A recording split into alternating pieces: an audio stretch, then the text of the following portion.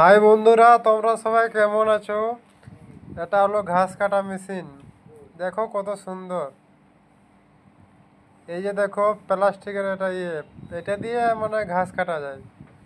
কোনো ব্লেড না, কোনো স্টিল না, কিছু না। এই দেখুন, এটা হলো কেরালার জঙ্গল।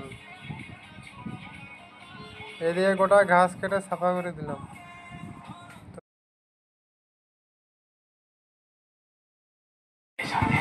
ভিডিওটি কেমন হয়েছে একটু জানাবেন প্লিজ।